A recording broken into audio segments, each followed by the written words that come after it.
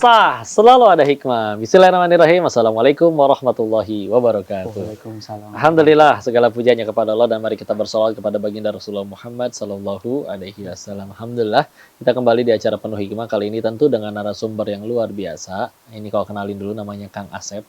Beliau caregiver ya, yang bantu mengasuh orang-orang yang perlu bantuan baik di rumah sakit dalam keadaan sakit bahkan sampai pernah ngebantu pasien HIV AIDS. Masya Allah. Dan beliau udah mulai dari usia 18 tahun. Dari tahun 2011. Dan kebayang udah berapa banyak orang yang beliau bantu. Masya Allah. Kita langsung aja tanya-tanya ke beliau ya. Dan yang paling luar biasanya lagi, ini beliau lakukan semua sukarela. Alhamdulillah, relawan gratis. Assalamualaikum warahmatullahi wabarakatuh. Sehat Kang Asep?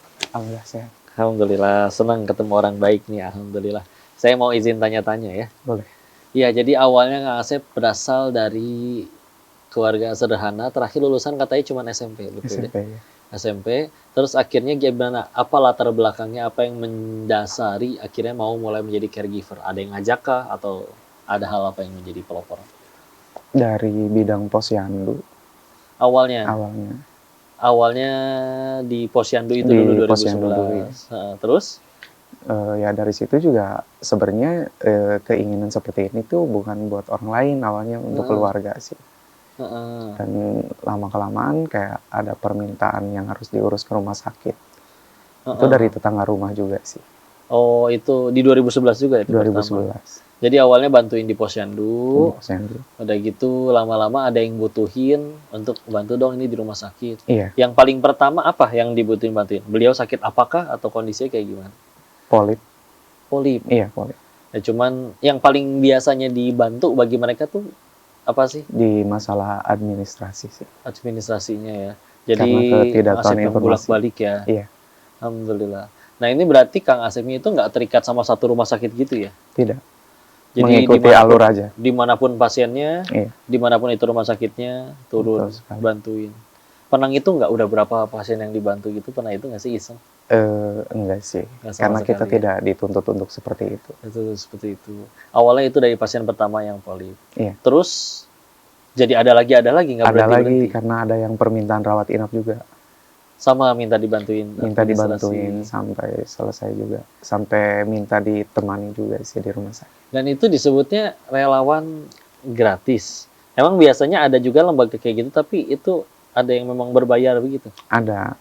Dibayarnya kalau kayak gitu gimana sih? Per hari kah atau bahkan per jam? Bukan per hari. Jadi kalau kita lagi jaga rawat inap itu ya kita nungguin sampai selesai. Sampai mereka pulang. Sampai mereka pulang lagi. Jadi memang ada pasien-pasien yang dia dirawat inap itu nggak ada yang nemenin ya? Karena nggak ada keluarganya gitu atau jauh? Iya.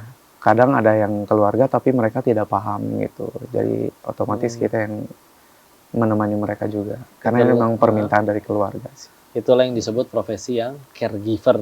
Iya. Itu namanya ya. Terus akhirnya dibayarnya pun seikhlasnya. Iya. Kalau yang tadi yang sampai HIV AIDS itu gimana ceritanya? Itu ketemu di rumah sakit pas saya kunjungan sih. Kunjungan kayak misalkan saya ada informasi akan ada pendampingan di salah satu rumah sakit. Nah kalau saya kan orangnya dari dulu nggak bisa kayak diem. Ya, Jadi gimana dikerjain ya. gitu, kayak ngelihat orang yang dia pakai kursi roda tapi nggak ada keluarga yang bantuin, saya ikut bantu dorong. Itu udah insting ya, Iya. udah luar biasa. Dan waktu itu akhirnya salah satu yang harus ditolong adalah orang yang HIV ya. Banyak yang kena HIV. Atau waktu itu baru itu aja? Baru itu aja sih, karena emang dia kebetulan emang perantau juga dan jauh dari keluarga. Akhirnya setelah udah ketemu, dia minta untuk didampingi. Sekarang masih ada orangnya atau udah meninggal? Udah meninggal ya. Dan ini suka dianggap kayak mungkin orang, bagi sebagian orang mungkin ada yang menganggap ya jijik atau gimana ya. Karena memang gitu ya, penyakitnya kencingnya benana akhirnya. Tapi mohon diperhatikan ya. Iya sih bahwa penularan HIV itu banyak yang mengkonotasikan dengan hal-hal mohon maaf dosa ya, seks bebas, saling tukar menukar jarum suntik orang yang pakai narkoba. Tapi juga ada yang memang ya mohon maaf turunan dari orang tuanya itu karena ya bayi nggak bisa milih. Waktu itu kondisi HIV-nya dianya kayak gimana? Udah nyampe parah gitu nggak? Waktu itu sebelum ya? Belum terlalu belum parah, yang nyampe belum. udah sekujur tubuh masalah. Berapa lama dampingin yang HIV waktu itu? Seingat sih karena emang udah lama banget ya. Heeh. Kurang lebih 10 bulan, 1 tahun lah. 1 tahunan. 1 tahun. Itu berhentinya karena memang sudah selesai urusan administrasi atau karena mohon maaf beliau wafat? Wafat sih. Wafat ya. Hmm. Laki-laki atau perempuan? Mohon maaf. Perempuan. Perempuan. Ya. Jadi ya apapun yang sudah dilakukan oleh merekanya ya sampai terkena penyakit itunya, satu nggak ada yang luput dari takdir Allah, dan dua kalaupun itu dianggap jadi sesuatu yang berat, sakit, penyakit, kan kita tahu kepahitan ujungnya dua. Kalau nggak gugurin dosa, pasti meninggikan derajat di sisi Allah. Bisa jadi dengan taubatan nasuha dan akhirnya penyakit tersebut, akhirnya bisa benar-benar bertobat, terbersihkan lagi daripada dosanya, daripada yang mungkin naudzubillah sehat, tapi bikin lapar jutaan rakyatnya dan lain-lain. Wah ini lebih masya Allah, lebih naudzubillah ya. Dan alhamdulillah ini Kang Asep, kita jeda dulu sebentar. Habis ini kita akan lanjutkan obrolan lagi dengan Kang Asep. Jangan kemana-mana, tetap di Selalu Ada Hikmah. Selalu Ada Hikmah. Balik lagi, kita ambil hikmah dari Kang Asep nih, narasumber kita. Yang tadi kita udah cerita, Masya Allah beliau bahkan pernah ngebantu saudara-saudara kita yang kena HIV AIDS. Terus selain yang HIV AIDS, pernah lagi nemenin pasien yang sakit apa aja? Random sih, tapi yang lebih banyak berkesan kalau pasien yang cancer. Yang cancer ya. Kalau yang cancer itu kebanyakan yang udah sepuh-sepuh gitu atau masih ada yang muda-muda juga Random sih? aja sih, ada yang muda. Pernah ya seorang Pak Ustadz juga. Iya. Iya, Sampai ke wafatnya nemenin. sampai ke wafatnya 5 hari 5 malam saya nemenin beliau sih. Biasanya kanker apa? Eh, Paling banyak yang ditemuin kalau dalam kasusnya Kang Asep? kanker ganas sih. Yang ganas. Itu berarti yang udah kemo, yang udah rontok semua. Enggak kemo Rambut juga, gitu jadi emang telat pengobatan juga sih. Karena biasanya dari pelosok itu biasanya sebelum ke medis ke alternatif dulu. Kebanyakan sih seperti itu. Iya, jadi ke medis ketika udah mentok, buntu nggak sembuh-sembuh, jadi terakhir. Baru ke medis. Sampai Selain juga karena biaya nggak sih akhirnya mereka? ada juga yang terkendala di biaya gitu. Terus kalau misalkan akhirnya mereka benar-benar terkendala biaya, bahkan juga berobat segala macam nggak sanggup, mereka kebanyakan biasanya larinya kemana? Termasuk ke ini yang Respect Peduli ini Iya. ikut bantu juga. Karena kita juga cari alternatif lain gitu, kayak bantu-bantu misalkan sebisa kita kayak ngajuin dana ke siapa gitu. Oh, Kayak orang-orang ke Basnas, ke Basnas. kayak seperti itu. Atau yang ya orang-orang yang dititipi harta ya di luar Iya. sana ya, Masya Allah. Terus akhirnya suka dukanya selain itu jadi caregiver apa aja nih sejauh ini? Pernah nggak ada yang pasiennya udah sama dianya yang ditolong tapi malah dianya yang marah-marah, nyebelin gitu? Sering. Gimana ceritanya? Dia Ya, suka apa? Dimaki-maki gitu pernah? iya, karena mungkin dari ya misalkan ya kita juga manusiawi ya, kayak telat. Dia udah datang duluan terus kita agak telat gitu, kayak gitu sih. Tapi Terus dia tidak ngerasa kamu ya udah saya bayar malah telat ini. tapi Ada tidak aja ya? pernah menyudutkan atau menyurutkan kita gitu untuk tetap bertahan. Kadang ada yang mereka marah-marah, tapi tetap saya biarkan gitu. Malah saya ngasih peluang untuk ayo keluarkan unek-unek aja gitu. Gak apa-apa ya, sampein Iya. aja ya, jangan ditahan-tahan. Karena sebenarnya yang sakit itu ya selain butuh ditemani, butuh teman curhat sih. Iya, kadang mereka ngerasa sendiri, Iya, mereka juga nggak minta pengen sakit. betul sekali. Udah gitu tahu-tahu yang harusnya mungkin mereka ngarepin dampingin malah tidak ada. Iya, Jadi seperti itu. ngerasa kehilangan juga, akhirnya yang dampingin malah ya Kang Asep. Ya alhamdulillah. Terus selain itu ada berapa ya pasien yang istilahnya ditemenin sama Kang Asep sampai benar-benar meninggal dunianya? Tidak terhitung juga Sudah sih. terhitung. Sampai ke ngurus dimandiin, dimakamin gitu, itu mah udah bukan. Atau Kang Asep pernah sampai dampingin? Ikut juga. Kalau yang medannya sekiranya dekat, itu saya ikut juga. Karena biasanya kalau misalkan mereka meninggal, saya pun ikut kalau satu medan kayak begitu. Dan uniknya tadi Kang Asep ini juga cerita bahwa nggak pernah takut ketularan, mereka nggak tahu sakitnya apapun, nggak pernah takut ya. Nggak pernah. Waktu COVID juga Terus-terusan aja. terus-terusan aja dampingin. Bahkan nggak pakai masker, nggak pakai APD. Iya. Ih mantap. Tapi nggak pernah kena COVID. Alhamdulillah nggak. Aman. Atau pernah nggak ada kejadian ketularan penyakitnya pasien? Alhamdulillah sih nggak ada. Enggak ya. Padahal setiap hari justru bersinggungan sama yang mungkin yang mereka yang sakit atau gimana. Yang iya Cuma dok, agak tidak riskan mau. itu yang di kayak TB sih sebenarnya. Oh, tuberkulosis ya. Iya, karena Oh kan iya itu kan itu. penyebarannya cepat banget kan. Iya. Tapi orang-orang rumah juga Kalau sehat-sehat aja ya. alhamdulillah sehat. Tapi bapak juga pernah kayak pengobatan TB 1 tahun. Yang Itu ngurus. Heeh. jadi sambil ngurus yang lain, saya ngurus orang tua juga. Padahal bapak nggak ngerokok sih. Tapi sekarang udah sehat Alhamdulillah lagi. aman. Alhamdulillah ya. Ada salah satu pasien-pasien yang banyak itu tadi TB ya. Iya TB. Atau kan pun ya mohon maaf ya, ada juga orang-orang yang mungkin bandel kayak misalkan udah tahu penyakit tapi masih terus dilakuin, yang pada ngerokok itu. Paman, tapi udah meninggal. 5 bulan yang lalu. Yang bulan yang lalu sakit apa itu? TB juga. TB juga. Iya. Perokok. Perokok aktif dia. Ya terlepas takdir di tangan Allah ya. Iya. Tapi suka ketemu nggak sama yang bandel, udah jelas-jelas dia itu lagi sakit tapi tetap aja mau ngerokok. Sering. Sering, banyak ya. Terus kita Gimana tuh marahin juga. ngingetin? Kita marahin juga. Ya, Gimana? mereka Coba Kang, ini menerima. ngomongnya pelan kayak gini, cara marahinnya gimana? Coba. Ayo. Ya paling saya kembalikan lagi kalau lagi jengkel sama mereka itu, lu mau kayak gini aja ya udah terserah. Heeh. Lu yang ngerasain bukan gua gitu. Tapi untuk apa lu berobat yang sepanjang itu tapi lu tetap ngelakuin itu. Ngomong kayak gitu. Tapi dia kadang nangis. Kesel juga ya. Iya. Insya Allah, sama-sama nemenin mereka. Bisa inilah perjuangan beliau ya sebagai caregiver. Masih banyak lagi yang bakal kau obrolin dengan beliau. Kita ambil hikmahnya. Untuk itu jangan kemana-mana. Tetap di Sah, selalu ada hikmah.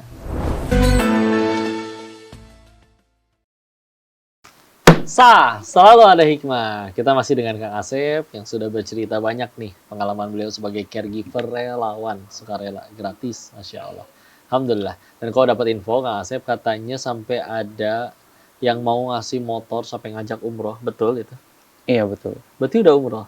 Belum, baru ada rencana sih. Oh, udah ada yang ngajakin tapi. Iya. Gimana ceritanya? Sampai ketemu orang baik kayak gitu gimana ceritanya? Nge-DM langsung di IG sih.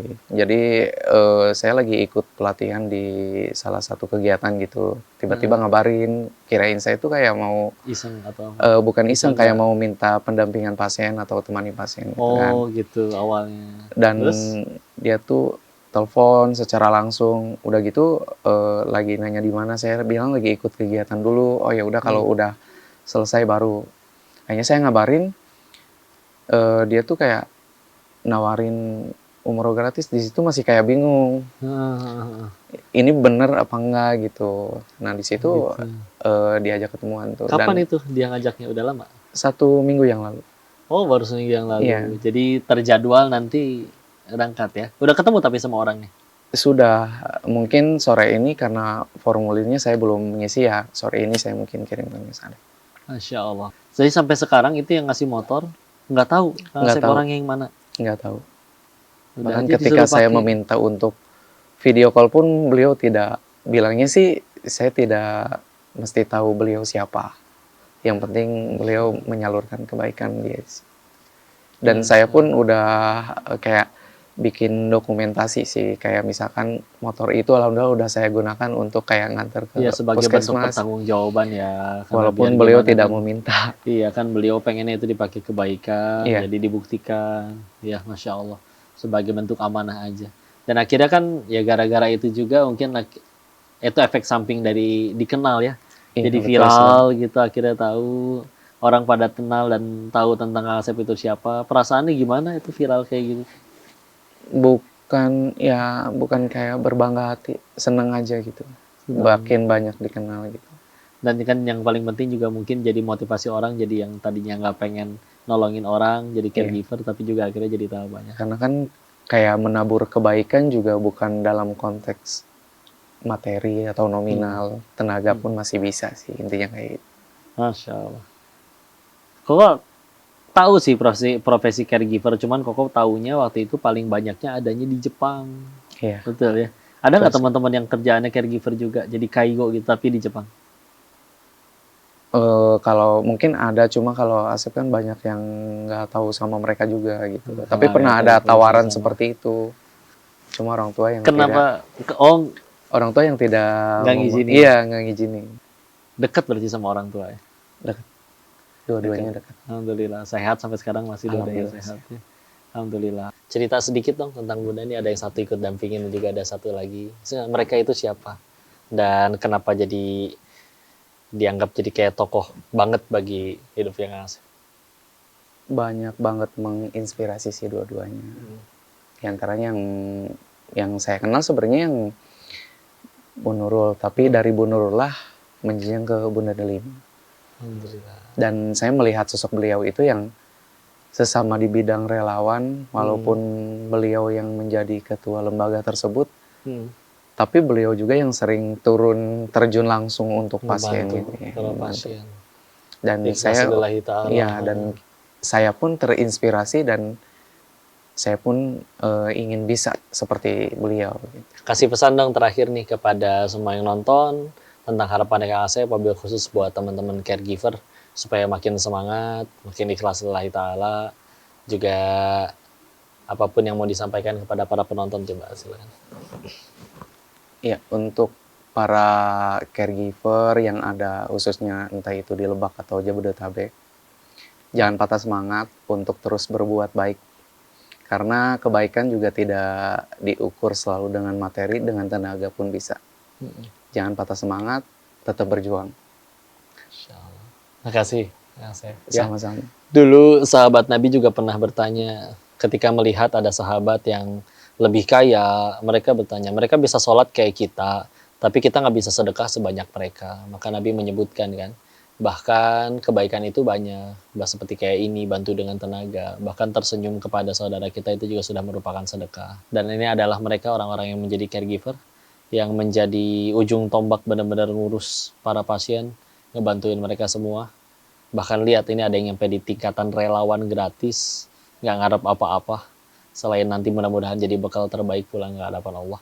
Maka Masya Allah ya, kita doakan mereka, dan mudah-mudahan kita juga bisa sebaik mereka, dan bismillah mudah-mudahan ini jadi jalan kita kelak kumpul bisa sama-sama masuk ke surganya Allah. Kasih banyak sekali lagi Kang Asep inspirasinya. Salam buat para bunda dan teman-teman caregiver lainnya dimanapun. Dan pemirsa, itulah bahasan kita dengan Kang Asep tentang profesi mulia yang namanya caregiver. Masya Allah, mudah-mudahan bisa menginspirasi kita. Dan jangan kemana-mana, kita akan saksikan terus episode-episode penuh hikmah, tentu dengan narasumber lainnya hanya di SA. Selalu ada hikmah. Assalamualaikum warahmatullahi wabarakatuh.